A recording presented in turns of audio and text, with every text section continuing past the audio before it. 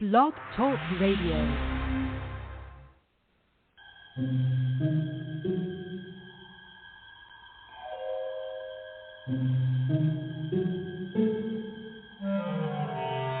Archangels, ghosts, and Bigfoot, oh my. It's just another night for Supernatural Girls. Real stories, real answers to life's biggest supernatural mysteries. And now, for another exciting interview with paranormal experts from this world and others. Here's your host, paranormal researcher Patricia Baker, on the one, the only, Supernatural Girls.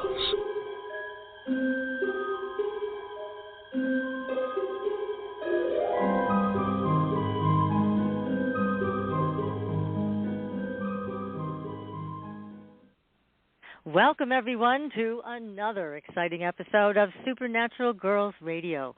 I'm your host, Patricia Baker, and we are making our way to the end of April. It's already April 26th, and my goodness, it's freezing cold here again in New England, and I know, PK, you are suffering through the winds of Tucson. That's right. But how are you doing tonight? Oh, doing fine. Jealous. It's the low 90s. The winds have been just horrendous, but the trees look fabulous if you don't have to breathe in the flowers. But other than that, it's a nice place to be right now. Oh, good. Well, it's exciting. Yeah. Now, I know we were talking earlier about May. What is coming up? Are you going to prepare us? So we need to know. Yeah.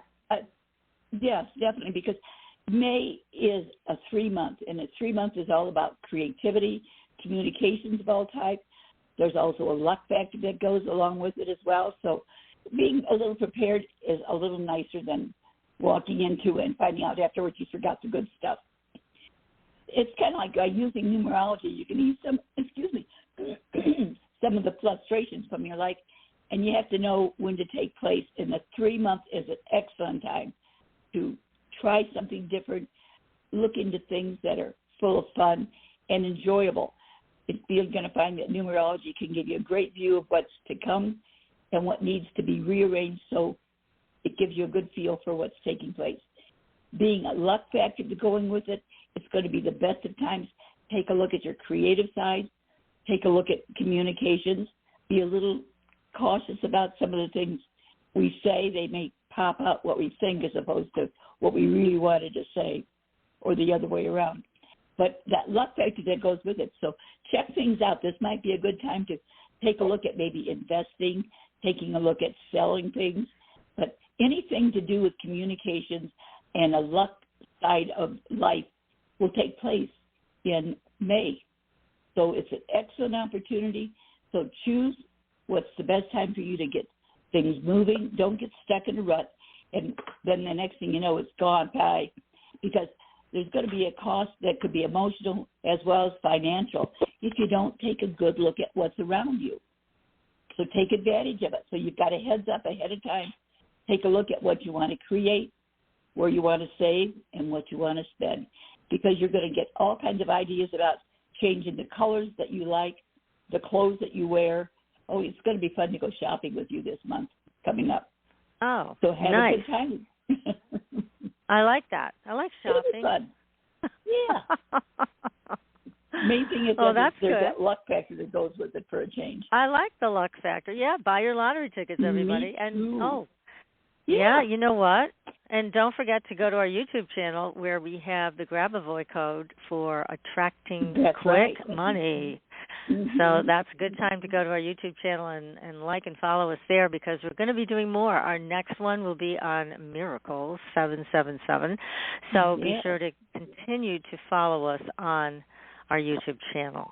So, and take a look at our homepage for supernaturalgirls.com, where we have a lot of health products, including the Endolite band, which I talk about every week because it's such an amazing technology where you can literally take your health back into your own hands.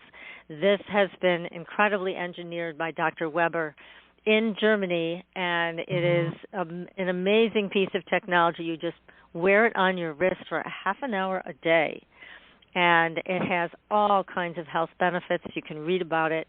And also, you get a discount. If you want to buy one, you can click on our link on our homepage, use the code Supernatural Girls, and you'll get about $100 off. Again, it's in euros, so God knows where the dollar is today, but you will get money off on your purchase. I know, really. Well, I know there's UFOs being spotted everywhere, and I've been a little lax about sharing some of what I've seen with the rest of you, but there is a video I plan on getting up so you can see. There was a model flying on a propeller plane who was taking footage out of the window, and all of a sudden this UFO flew by, and there is no doubt that it is a flying disc, and people are blown away by the clarity of this. They're saying this is one of the best UFO videos that anybody has ever published. So I'll be sure to post it so you can see it for yourselves and give us your feedback. But it seems like, and it's because it's happening, and not just seems like, it is happening, that these sightings are happening more and more. And, of course, thank goodness for cell phones. We can all take our videos and photographs as best we can and post them. So we know that the government has stopped denying it, but we also know they certainly don't plan on telling us a lot more. So we'll have to just do our own sleuthing, our own good detective work, as we always do, and report back to you. We've got some really interesting guests coming up that we'll be talking about more details on actual disclosure from real people, because we know real disclosure will never come from the government, so you got to come here to Supernatural Girls to hear what's going on, and we will tell you. That is for sure. So tonight, we're talking about a very powerful topic. We're talking about quantum spirituality with an incredible guest. Now, Peter has an interesting backstory. He's going to share all of this with us tonight. Peter Canova, he is an international businessman who, after a series of life-changing spiritual experiences, began writing on spirituality and consciousness. Now, he's the author of the award-winning First Souls trilogy, and he has contributed to the popular Chicken Soup for the Soul series. He hosts his own podcast, Quantum Spirituality, on Dream Vision 7 Radio Network, and he lives in Florida and California. And tonight, he called us in from California. So, Peter, welcome to the show. Thank you. Good to be on with you. Great to have you here, and congratulations on your new book. It just came out, in February, I believe? Yeah, actually, it did, and it sold out pretty quickly, and we had a reprint on it, and it's back out on the market now, and it's also out in audiobook form. And anyone that goes to my website, petercanova.com, can access all the information on the book. That's fabulous. Oh, wonderful. Well, now, please tell us, how did you get into this? Because you're a businessman. How did you decide that this was a passion of yours, quantum spirituality? Well, years ago, long ago and far away, when I was in my 20s, I probably wouldn't have been the most likely candidate to go through some of the things that I went through. But basically, to make a long story short, I found out that I was an accurate medical intuitive. And when I started to shove the disbelief aside at what I was doing and experiencing, it opened up the floodgates, and I was having all kinds of experiences with clairaudience, clairvoyance, premonition, remote viewing, kind of a full spectrum of what back in those days was called ESP. Today we would, probably describe it something more as, spiritual connection or spiritual experiences. And these experiences led me to literally a light bulb moment of how everything in the world is connected and unified. And I know that sounds like a cliche because a lot of people say that, but when you experience it, it's something altogether different from hearing about it. It's like a moment of peace and harmony like you've never felt before. And you feel so relaxed and at ease in the world, and your fears tend to go away, and you tend to have this overriding feeling of love for everything because you're one with it. And that was such a seminal experience for me that I said to myself, well, I'm a Capricorn, okay, and I couldn't just go through these experiences. I needed to understand the nuts and bolts of what was behind them. I wanted to know, well, why am I experiencing all this? What's behind this? So it started to lead me into researching, and I came on the field of quantum physics. And that's probably not a coincidence, because quantum physics, it's essentially about light, matter, and energy, and so is mystical wisdom. And that's why they so closely overlap. And I started looking into the quantum world and making discoveries, and I started noticing very strong parallels between quantum physics and some of the ancient mystical teachings.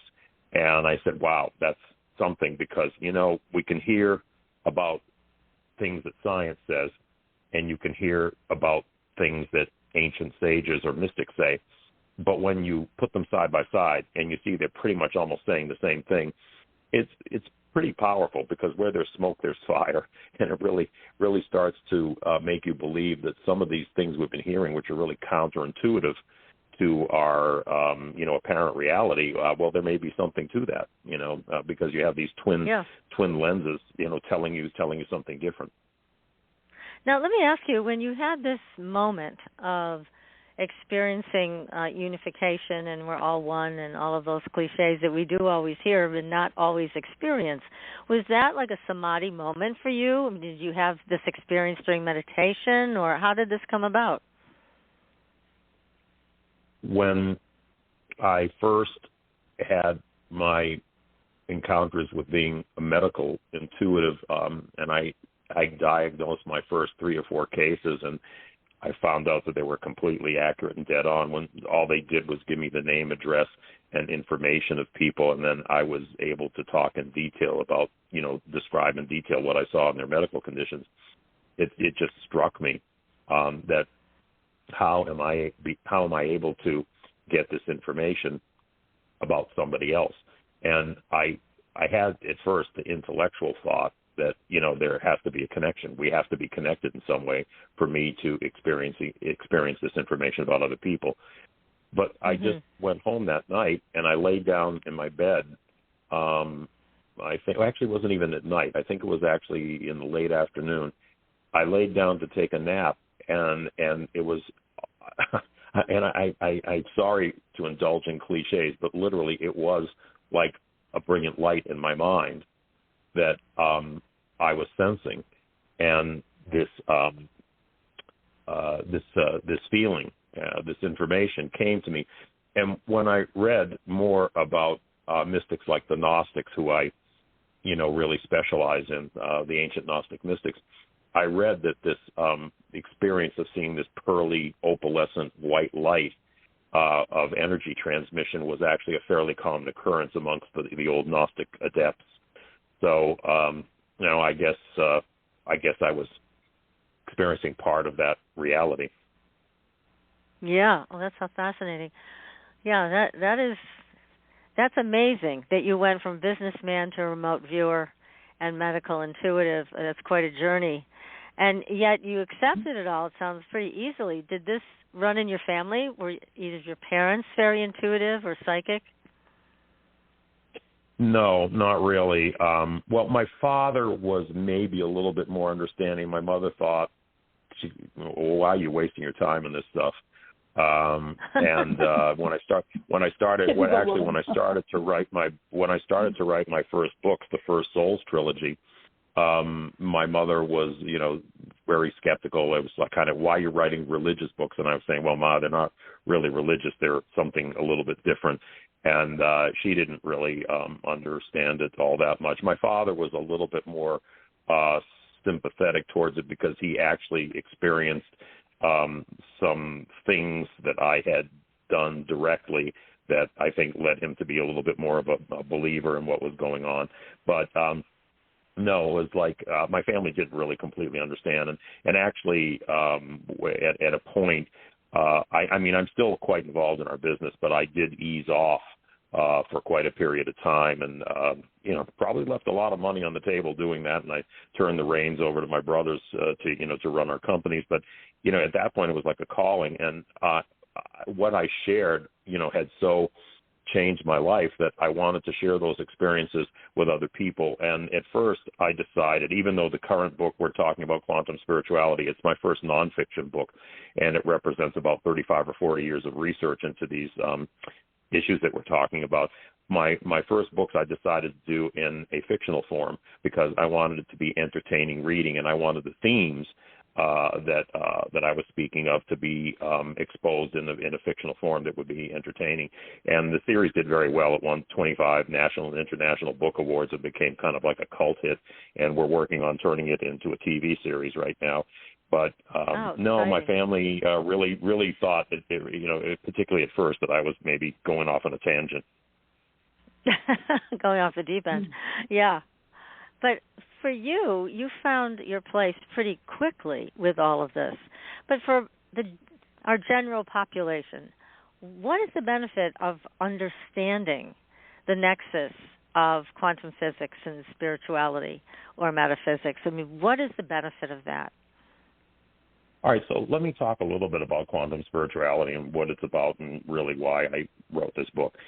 It's about creating a framework of knowledge for people to have contact with higher consciousness using science and mysticism as like a twin litmus test for understanding certain spiritual and scientific themes. And what it indicates is that the apparent reality that we feel, what we call reality, is really a projection of something that's far deeper and different than anything our senses detect. And, ultimately it's about overcoming fear by answering life's deepest questions. What's the nature of creation? What's life's purpose? Is there a higher power, or is there life after death? What is the purpose of a human being? So that is sort of like the general answer to your question. The more specific answer to your question, and I'm going to say at this juncture to you and to your listening audience, don't believe anything I tell you tonight. Now, I'm not saying I'm not going to say to you, I'm not saying to you, don't listen. Yeah, I'm not saying don't listen to what I'm saying and don't consider what I'm saying. What I'm saying is I want to see people become their own prophets with their own revelations. So others have done it before, and, into this, and there's really 4 elements concerning this whole thing. It's faith, belief, knowledge, and revelation. So faith, beliefs, and certain types of knowledge can be misleading. So let's take, for an example, say you have no direct experience of water, and someone tells you that water burns, and they give you a pamphlet, and it describes how water burns. So now you've taken it on faith, and you have some book-derived knowledge that water burns, and you may likely now develop a belief that water burns. Not until you experience putting your hands on the water that you know the truth of it. So if you look at it as a spectrum of truth, faith and belief are kind of at the bottom, knowledge is at the midpoint, and revelation is the goal or the high point. And knowledge can be acquired knowledge, like you read in books, facts in books, and everything else. But there's a different type of knowledge. It's called experiential knowledge. And this is where the Gnostic masters were able to go and penetrate other dimensions and bring back information that was quite astonishing into our realm. When you actually have a direct experience of something, you really do know the truth of it. And it's sort of like I said to you just now when you were asking me about my background. A lot of these things sound like cliches, but once you've experienced these things, you own them. I mean, they're real. It becomes a second nature to you that this other dimension of existence is out there, and that it interpenetrates us and everything about the world, and you're cognizant of it. It's kind of like, I guess I would liken it to a radio broadcast that's going 24/7, but most of us don't tune into it. We don't tune the right dial. But like myself, I was tuning all the time. I always had questions, and I kept searching and tuning. And finally, I hit that frequency, and I realized it was coming over with all kinds of life-changing information for me. So what I'm trying to do by talking about quantum physics and about the ancient, the knowledge of the ancient mystics, and showing how they really overlay each other, is building up a knowledge base for people to really have the first steps of acquiring, of experiencing that with their own meditation, with their own practice, using this as an arena in which they can walk into and they can have experiences with extraordinary consciousness. And that's my whole purpose here. Like I say, I want to see people becoming their own prophets. So you don't have to believe anything I tell you. You don't have to take me on faith.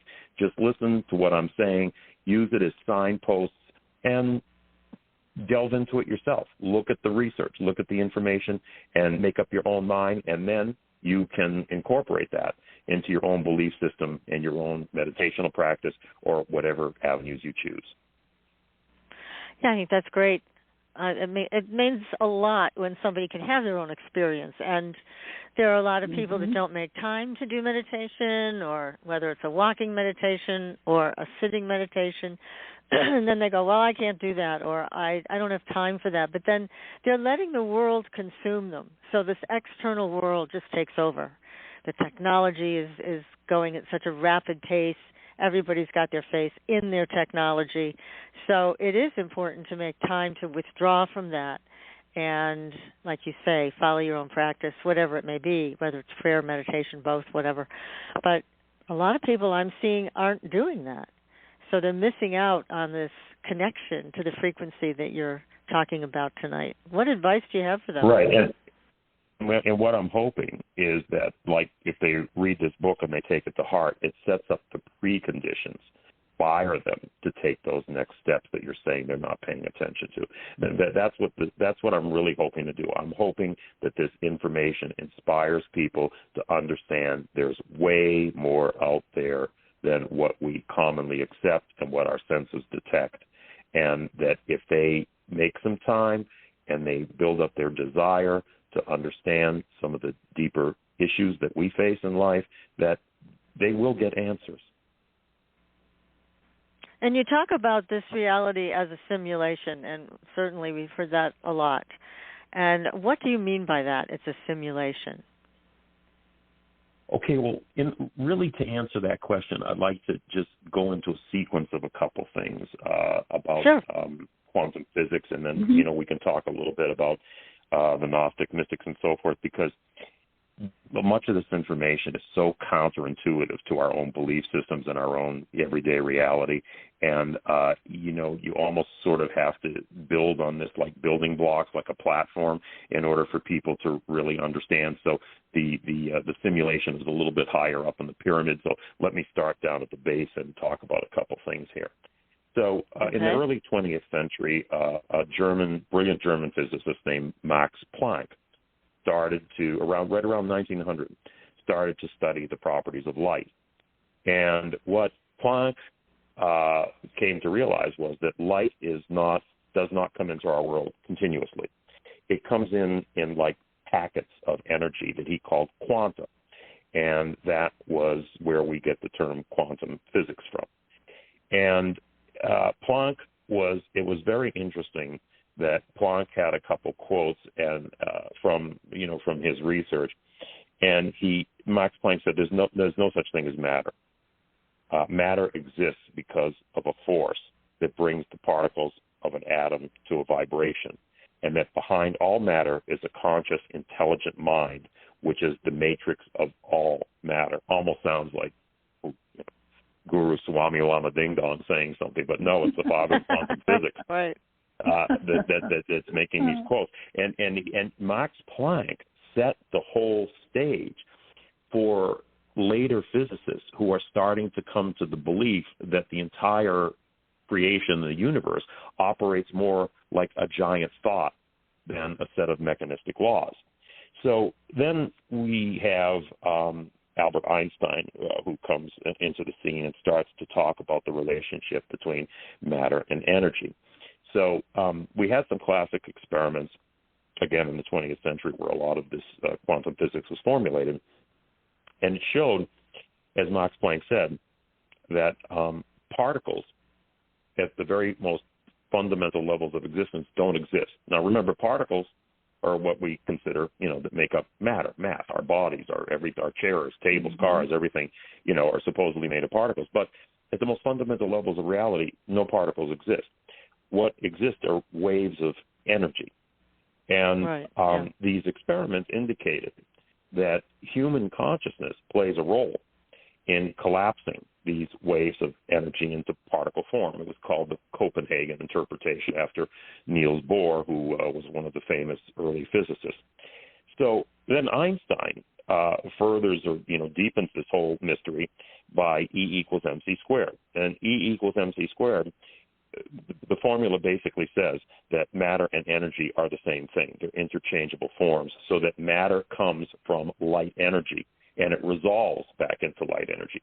That's the basis for nuclear bombs. When you split the atom, you're basically taking the energy stored in the atom and you're releasing it energetic form that created the atom, and it creates this tremendous flow of energy. So you see where this is heading. Okay, these discoveries by Planck, by Bohr, by Einstein are all showing that essentially matter is a form of energy. It's a lower vibratory form of energy, but it derives from energy. So our solid visible world comes from unsolid, unseen energies. Right away, there's an illusion. There's a virtual simulation in that right now, because the atoms itself are 99% space and light and energy, and only 1% matter or mass. That's a fact. We concentrate on the 1%, and we're oblivious to the 99%. So there's an illusion right away, inherent in that whole thing. So now you're asking about more specifically about simulated reality, or like holographic universes, they've called it in scientific circles. So in 1982, physicist named Alain Aspect showed that subatomic particles can communicate with each other instantaneously, regardless of the distance between them. They could be light years away, and they are completely connected. So that would be like, let's say there's a Patricia on Earth and there's a Patricia on Mars, and somebody pinches Earth Patricia and Mars Patricia says ouch at the exact same instant. Now, how does that happen? There's no tin cans and strings connecting them to sound each other out. That it's happening by some invisible means. So as the scientists, the physicists started to study this, they started to theorize that, maybe these particles and these things that we all think of as separate things aren't really separate after all. Maybe they're really one thing with separate appearances. They're one part of sort of a holographic projection, and they're just separate appearances. And the characteristics of a hologram are pretty interesting, because any part of a hologram that you slice and dice contains the complete image of the whole. So you see there's the interconnectedness there.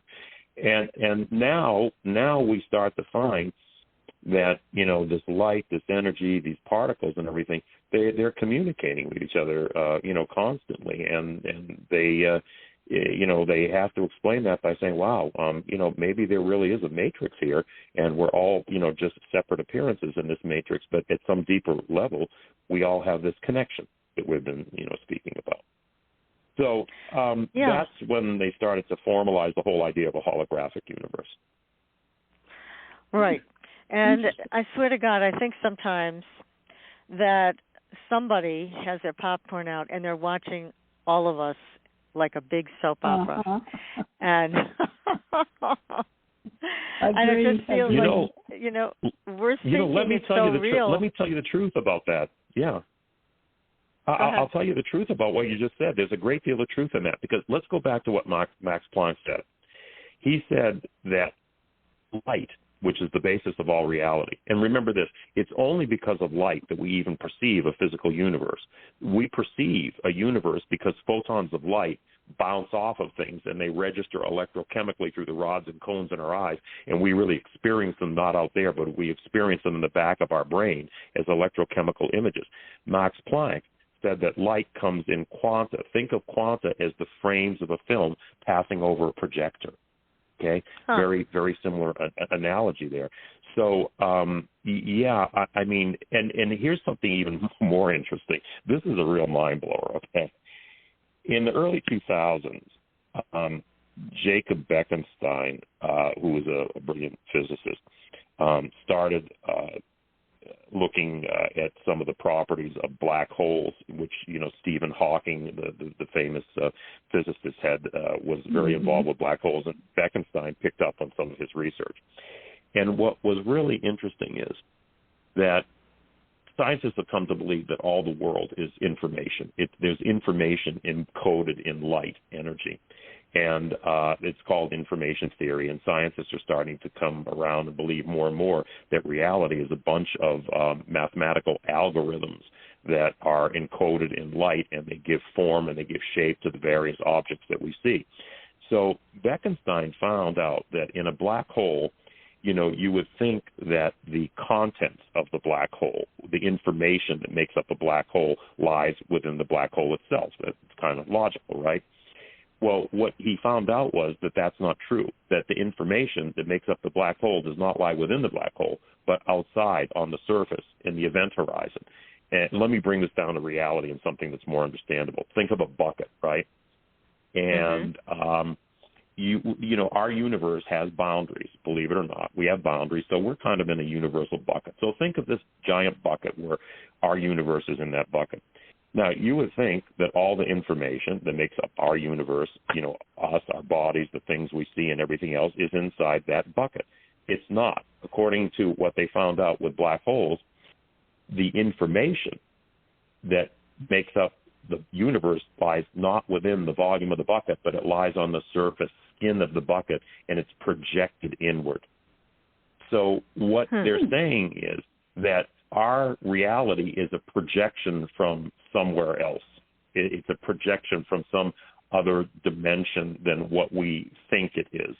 And this energy is projecting this information, and essentially, like you were just saying, like sitting in a movie theater with popcorn, we're kind of almost like the old Star Trek series where they go into the holodeck and they'd have these immersive experiences that were very real with these characters that seemed real, but it was all a projection. That seems to be what the underlying nature of reality is here, according to developing quantum theory. That's very interesting. So at some point, when you develop an awareness of what you're talking about, you could actually say to yourself, in all of your levels of consciousness, you know what, I'm kind of tired of playing the role of whatever you're playing the role of. Instead, I would like to play the role of this. It's kind of like gives you an opportunity to make a tremendous change just in the way you think. Once you understand this, the power of these connections and the power of the field also, because I think, wasn't that referenced in the Stark effect, that there's a lot of power in the field creating changes too. So understanding this is critical to be able to make some big quantum changes in your life. Yeah, you hit it right in the head, because scientists were starting to say we need to shift energy away from particles of matter and start to understand the field, the matrix. There's some top scientists that have directly had quotes on that. But this is actually a good segue, because you're sort of touching on the whole idea of co-creation, which is kind of another New Age cliche. However, there is a basis to it, and that might be a good segue to start to talk about the Gnostics and how spirituality enters into this whole thing. Yeah, well, let's do this. Let's take a very short commercial break and come back and let's talk about that. How does that sound? All right. Stay tuned, everybody. We'll be right back. The health benefits of sunlight to our body are well known.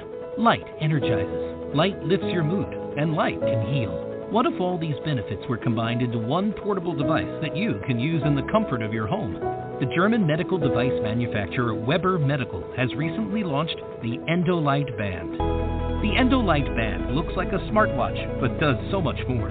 This revolutionary band is equipped with true laser diodes that irradiate the circulating blood via your arteries. Each color provides its own powerful benefits. Red and infrared light deliver energy and regulate your immune system and blood pressure. Yellow is a real mood booster and improves sleep quality. Green impacts oxygen supply, and blue has anti-inflammatory effects. The Endolight Band has 3 programs: Recharge helps you start your day with energy. If you want to unwind and clear your head after a busy day, select Relax. When you need full support, select Recover, activating all diodes at the same time for the full range of effects. Improve your well-being at the touch of a button. 30 minutes per day gives you the advantage, and there are no side effects. Let the Endolight Band bring you a healthier life. Order now at www.wmedicalsystems.com. That's www.wmedicalsystems.com. Well, welcome back, everybody. We're having a fascinating discussion tonight with the author of Quantum Spirituality. Peter Canova is with us. And Peter, we're about to go on a whole other exploration with you. So I'm going to let you take it from here on how we make changes by understanding exactly the principles that you've outlined in your book. Yeah, well, let me give you a series of quotes by some prominent scientists to set the stage for discussing the nature of consciousness. And two very prominent astronomers, James Jeans and Arthur Eddington, had this to say, that the universe begins to look more like a great thought than like a great machine. Mind no longer appears to be an accidental intruder into the realm of matter. We ought rather hail it as the creator and the governor of the realm of matter. The universe is of the nature of a thought or sensation in a universal mind. To put the conclusion crudely, the stuff of the world is mind stuff. Okay, so that starts to set us on track. We have other, of course, we've already heard Max Planck say the same thing, that there's a great mind literally tying together everything in creation. So we have a cognitive psychologist who's gaining prominence now named David Hoffman. Hoffman goes so far as to say that consciousness creates everything. We create an apple when we look and destroy it when we look away. If my dog is only a data structure, then what lies beneath the representation? Well, the answer for him is consciousness. And there is a movement now called panpsychism, which is a growing belief in science that consciousness is the fundamental source of all physical matter and energy, and it's present in every object and particle in existence to one degree or another. So that's what scientists are saying about consciousness. Now, let's talk about the Gnostics, okay? Because this starts to get very interesting. First, let me tell our listeners that the Gnostics were a group of mystics. And what makes them so special is they centered back about 2,000 years ago in Alexandria, Egypt, which was the great Greek city in Egypt that was really, at that point, pretty much the center of civilization, even more so than Rome and even more so than Athens in terms of knowledge and learning. And it was the melting pot of the world. You had influences from Hinduism, Zoroastrianism in Persia, the Kabbalah, the Jewish Kabbalah, Greek Hellenistic philosophy, and then eventually, Christianity. So all these streams of philosophy and thought and mystic wisdom were centered in Alexandria and absorbed by the Gnostics. And the Gnostic means in Greek to know. Gnosis means to know. And the Gnostics were those who knew.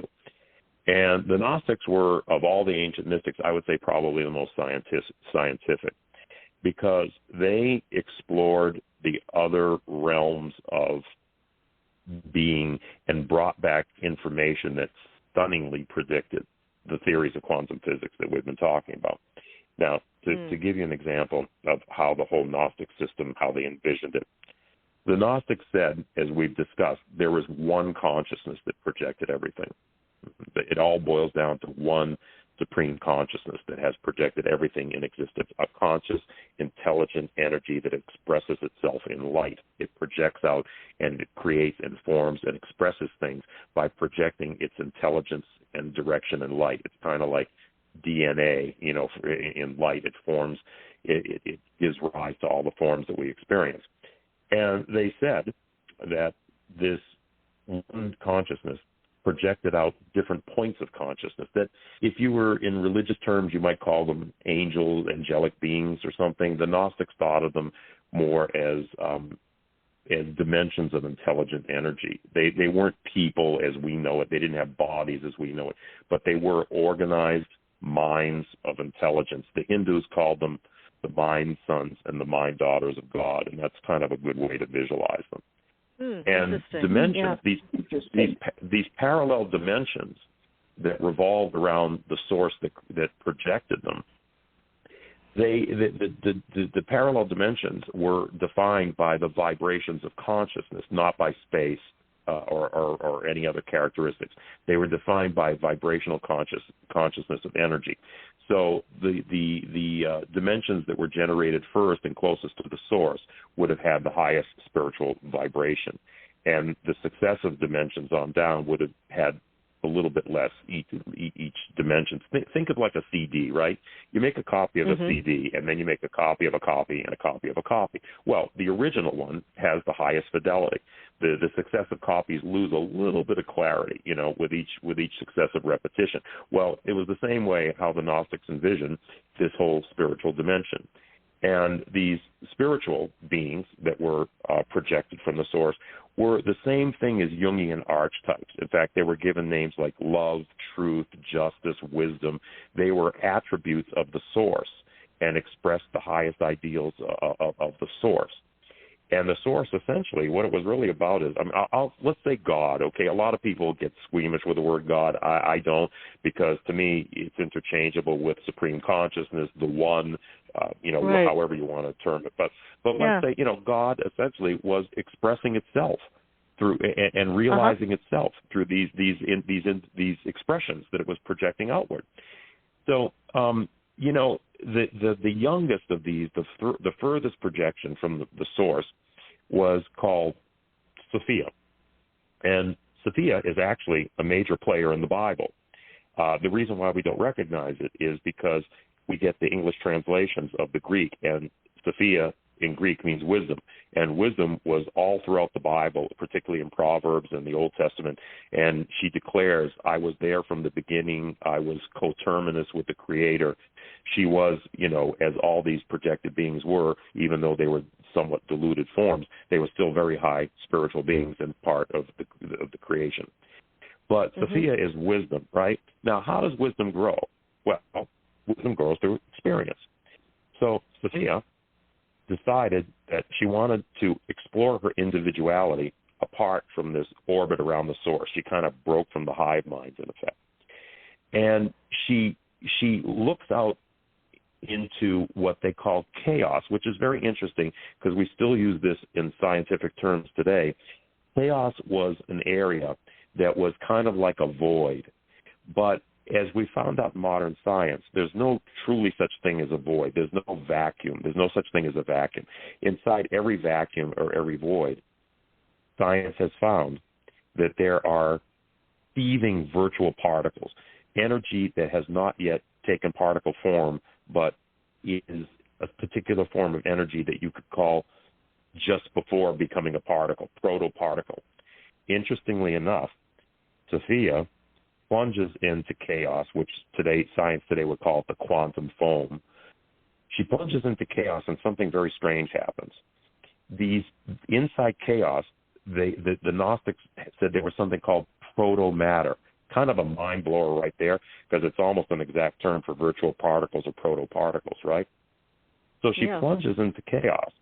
The proto-matter flocks and surrounds her like iron filings would flock to a magnet, and they start to engulf her and smother her. And she cries out to heaven, I am becoming as lead. Save me from this matter that I am turning into. So what's happening here is that the proto-matter is absorbing Sophia's energy, and it's activating, and it's becoming a new substance that's called matter. Now, it's not the same matter that we know, the very dense matter, but it's more like a finer form of matter, an ethereal form of matter. But it's matter nonetheless. It's something different from spiritual energy. So Sophia is losing her high vibratory rate and giving it over, getting absorbed into these, inert proto-particles and activating them into matter, but she's diminishing, and she cries out, hey, I'm becoming like lead. I'm becoming like matter. What happens is a new dimension has been formed, a new dimension of matter. Now, here's where it gets really, really interesting. We've talked about how Sophia was part of these parallel dimensions, which is the first mention of parallel dimensions, which we now hear about all day, parallel universes and parallel dimensions. Well, the Gnostic texts say that this new dimension of matter could not coexist with a high spiritual energy, and it was projected apart in a violent upheaval into a new dimension. Well, what is this describing? The Big Bang. That's what the Big Bang. The Big Bang was the appearance of matter from nothing. It was the appearance of matter from some energy which we can't describe because we can't see on the other side of the veil. But it literally burst and was projected apart in a violent upheaval, and that's exactly what the Big Bang was, okay? Now, other interesting thing that it's describing is something called the God particle. You know, you may have heard of the God particle, right? Sure. It was in one of the Dan Brown movies, I think, Angels and Demons, and, you know, people kicked it around. It was kind of a sexy, popular term for a while. Well, they discovered the God particle in 2012, and what that's all about is this, that our universe is surrounded by an energy field they call the Higgs field. And the inside the Higgs field are these particles they call Higgs bosons. And energy comes in to our universe. And scientists can manipulate energy, but they don't know what it is. They don't know where it comes from. They don't know what it is, and they can't really explain it. All they can do is manipulate it for certain outcomes. But energy comes into our universe, and the Higgs particles flock to these energy streams, and they surround them, and they slow them down to the point where they start to take on the characteristics of mass. So remember, we talked about E equals mc squared. Matter is just a lower vibrational form of energy, and that's what the Higgs bosons do. They attach themselves to these energy streams, and they slow them down, and these energy streams start to take on mass or matter. What was that a description of that we just spoke about? Sophia, her high energy, being engulfed by the proto-matter and slowed down and forming a new substance called matter.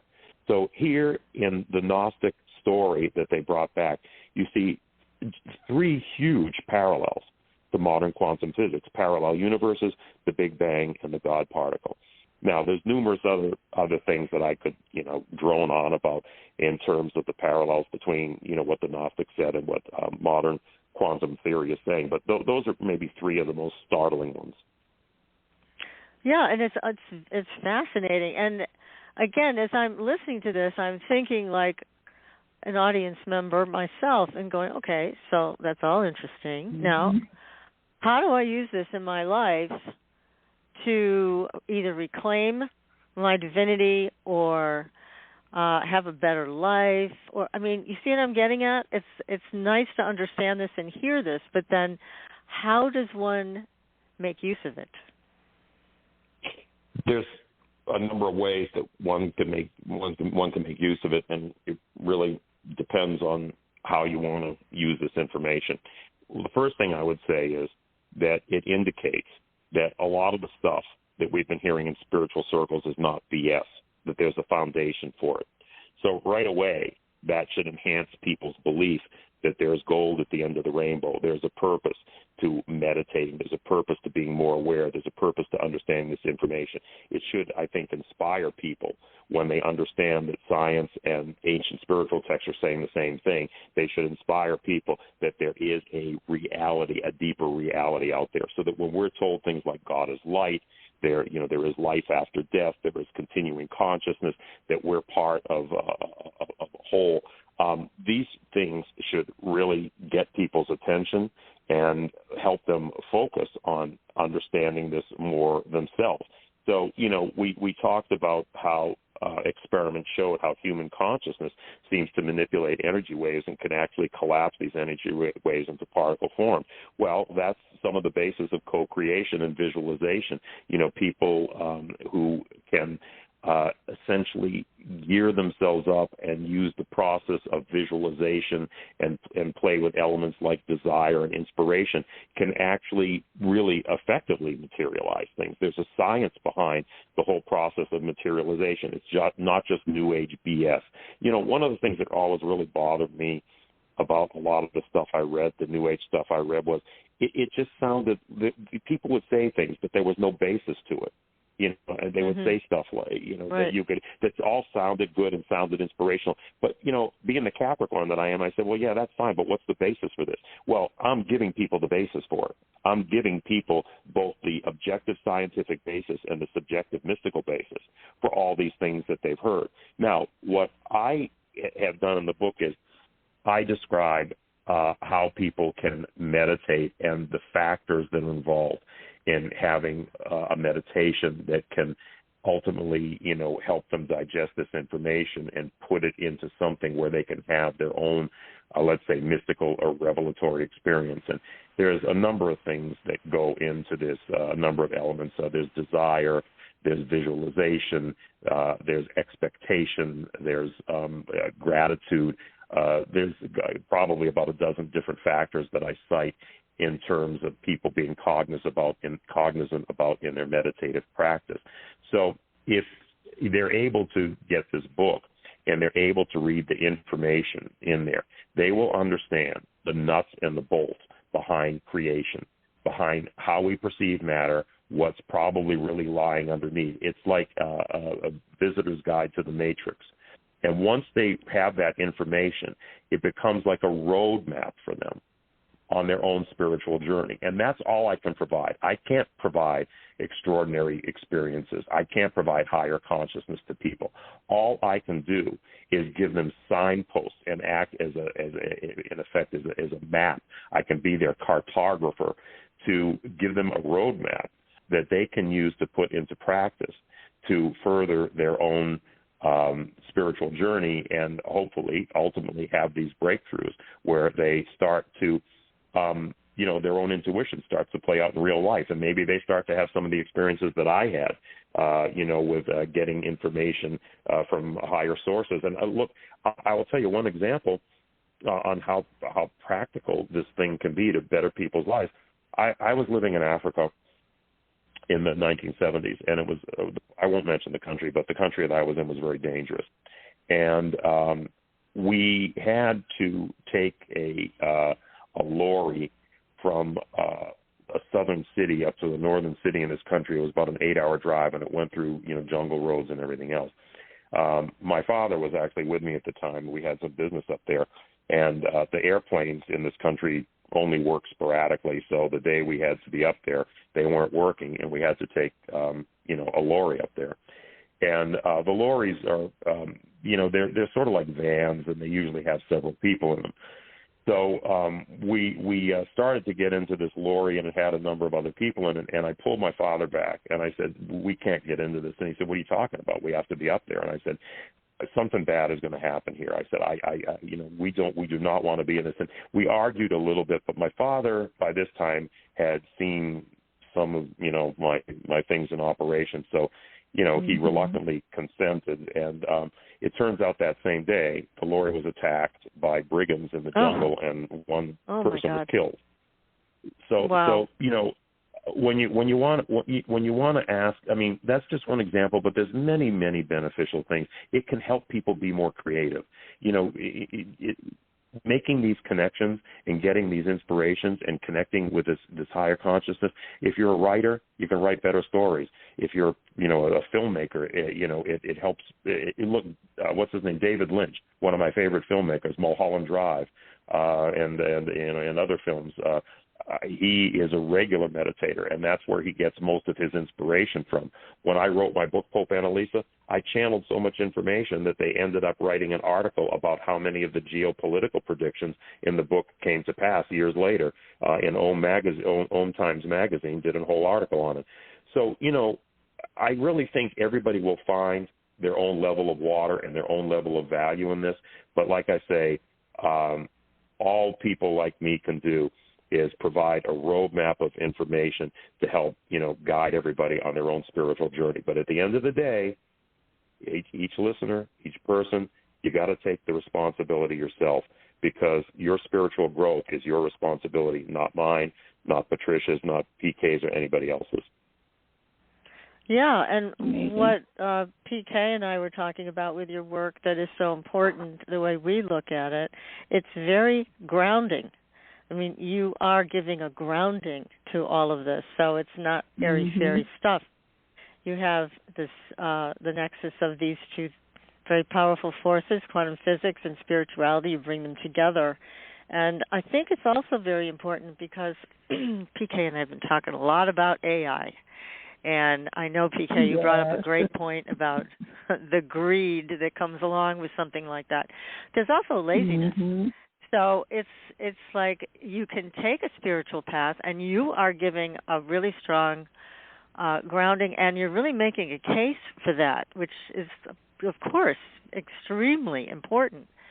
And on the other side of that is this advanced technology with the promise of being able to do everything for you.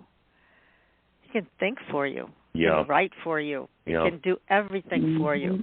So I think it's important for people to realize that they're making a choice, whether they want to believe they are or they're not. They're making a choice. And that's where we see your work is so critical.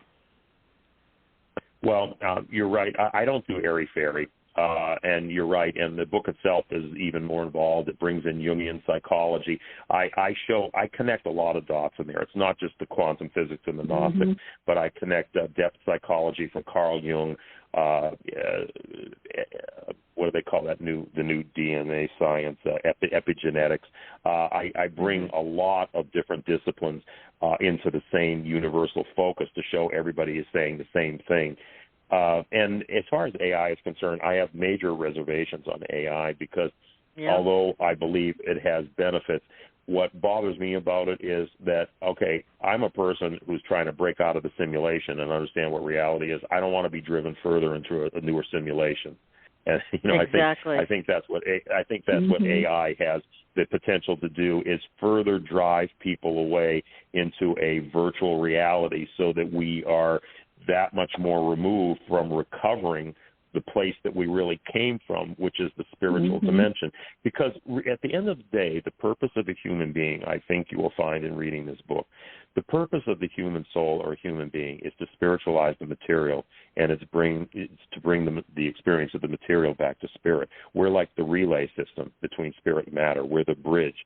And the purpose of us being here is for spirit to experience a form that it couldn't normally experience, which is matter, being encased and existing in matter. Now that has that has both its benefits and its experiences for us, but also it's very difficult because separated from our spiritual origins, we experience a lot of fear and pain and suffering. However, when you do get to a point and you start to have enlightened breakthroughs, the fear of that, the sense of fear, it starts to subside because you sense that there's a safety net around you. You sense that there is this other dimension out there which you are really and truly part of, and that this is just spirit having a human experience over here.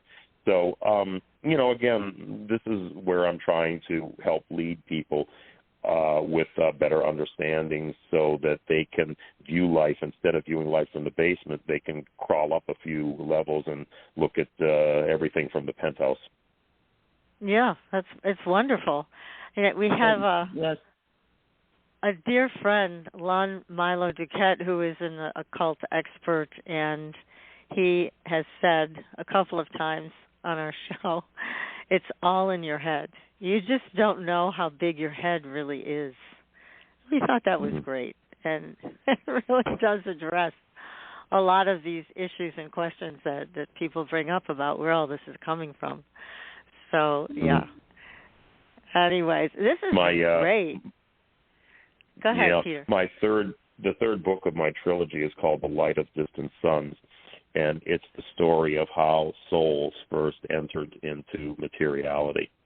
And essentially, we are we derive from this very high realm that I talked about at one time, and individuality. It's when the source projected out these individual points of consciousness, in order to be truly individual, they had to have a sense of self, which means that they may have contained much of the consciousness of the source, but they had to have limits on that consciousness, right? So really, everything from the source down from the source is just a limitation of consciousness. And the reason why we have those limitations is it's necessary for us to experience individuality, because if we didn't have limited consciousness, we would have the consciousness of the source itself and would just be reabsorbed back into the source.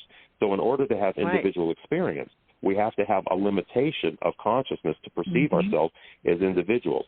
So what we were at one time was spirits, but we then became souls, and there's a difference between spirits and souls. Spirits are that consciousness that never really left sort of the higher realms. Souls were those pioneers that, like Sophia, plunged into chaos and took the dive and started to experience individuality in different forms, leading right down to the lowest form, which was the material world. So we do, as the Gnostics said, we have the spark of the divine in us. That's where we derive from. And this is a very important distinction between what the Gnostics tell us and Judeo-Christian tradition. In the Judeo-Christian tradition, we were like these little wind-up dolls that God created and put in this lunatic asylum down here, right?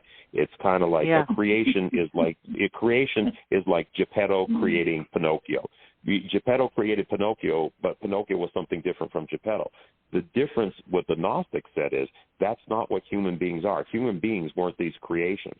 Human beings were actual projections of the divine essence itself in limited forms, but still projections of that divine essence. We have that string that goes all the way back to the supreme consciousness that created everything. We're not aware of it until we cultivate our consciousness, but that is really the truth of the matter. So it's not a lowly thing to be a human being. We were taught, especially if you were like Catholic, we were taught like, we sinned just from being born. We messed up just from being born. We had original sin. Yeah. And we're forever trying to work our way back into God's good graces. Well, the Gnostics would say baloney. The only sin is not realizing who you really are. Is not realizing your divine heritage. That's the only true sin. It makes a major difference when you understand your connection to consciousness, because you no longer feel like this insignificant little leaf being blown in the wind. And what am I doing here? Where am I going? Right. No, that's a really good point. Yeah. Definitely. There's a lot to think about. And again, your book, everybody can get the book now. It is available. Quantum Spirituality is your newest book. And again, we've been talking to Peter Canova. Wonderful discussion, Peter. So enlightening. Thank you for being on the show. Yeah, and thanks much. You can please visit my website, petercanova.com. It's petercanova.com. I have another website, Pope Annalisa, POPEANNALISA.com, which talks about the trilogy, the fictional trilogy. Quantum Spirituality is the nonfiction underpinning of all the research that created the fictional book. So please visit those websites for more information. I have one question that came in via text I'm going to ask you really quickly. They want to know if you are still working as a medical intuitive. Is that something that you do for people? Like almost every other medical intuitive I know, at some point you cease doing that. There's a lot of reasons for that I won't go into, but it is it's a taxing business. You're dealing with some very hard stuff, and at some point you decide that you kind of want to lift yourself out of that and concentrate on other things. So almost everybody I've ever known that has been a medical intuitive, like to take Carolyn Mace for instance, there's a period of time that they will do that service, but then they have to move on and leave it to other people to take that up. So no, I do not do that anymore. Okay, well, the question has been answered. No. Well, Peter, thank you for your time tonight. This has been great. Everybody, the name of the book, Quantum Spirituality. By the way, it's a beautiful cover on that book. So, loved it. Whoever designed it just did a fabulous job. So, anyways, everybody, we will be back next week with another great show. And until then, we will see you on the Blue Highway. Good night, everyone. Good night. Thanks for listening. Tune in next week for another radio adventure with Supernatural.